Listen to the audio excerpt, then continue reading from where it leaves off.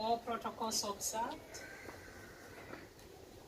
Ladies and gentlemen,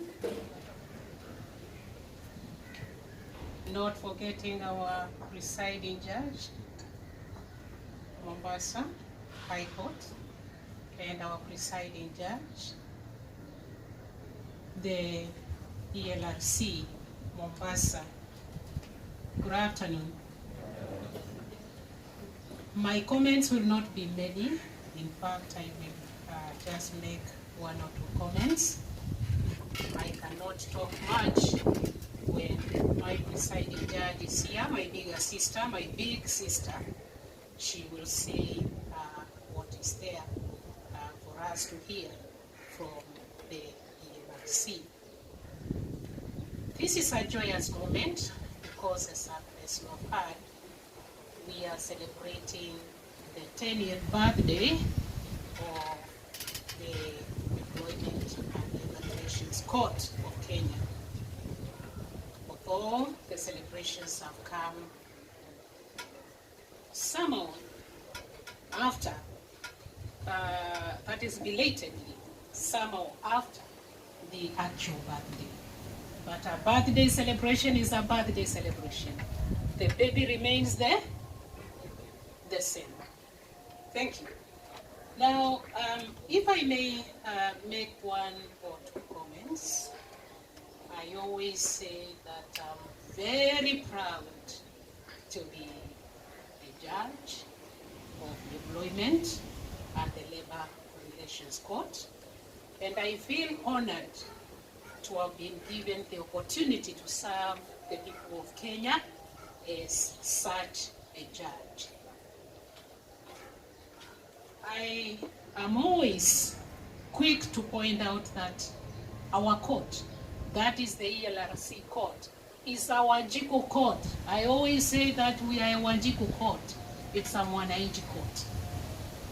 We serve Wananchi from all walks of life, from all segments of the society. Because once a Mwananchi is employed, whether it's a house manager, most of us Kenyans like calling them housemaids, but it's more honorable to call them house managers. They manage our homes when we are away working. When we employ people to work in our shambas, in our gardens, as our drivers, wherever we employ them, those people acquire rights that is upon employment. They acquire rights that must be protected and are protected by our laws, starting from the Constitution, which is the basic law, or as we say in law, the Grundnorm, the foundation stone. That is from the Constitution to the statutes. That is the written law. When you go to the Employment Act, for example, you will find the rights of all employees lumped up together and equally protected by the law. Not to mention the Labor Relations Act, which now deals with matters labor relations. Over and above that law, that is the Employment Act, which is actually the basic law, written law, in matters on matters employment. The minister, I believe it, the line minister, is the minister, my sister, periodically issues what we call minimum wage guidelines, which guide employers or give guidance on what should be paid to each and every segment of employees. Yes, I've heard the comments of the chairman, LSK, Mombasa. We value that feedback. Thank you, sir. We value that feedback. But allow me to point out that when these disputes are filed in the court is a court of law. And the court of law is expected to resolve disputes filed in it and placed before the judges of the court. Taking into consideration only, I believe, only three things. I keep on saying that. That is the law, the facts of the case as pleaded, the evidence as presented.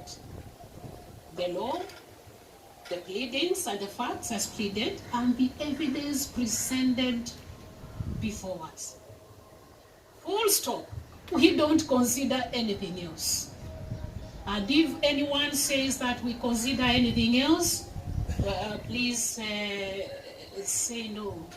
The court considers only those. So,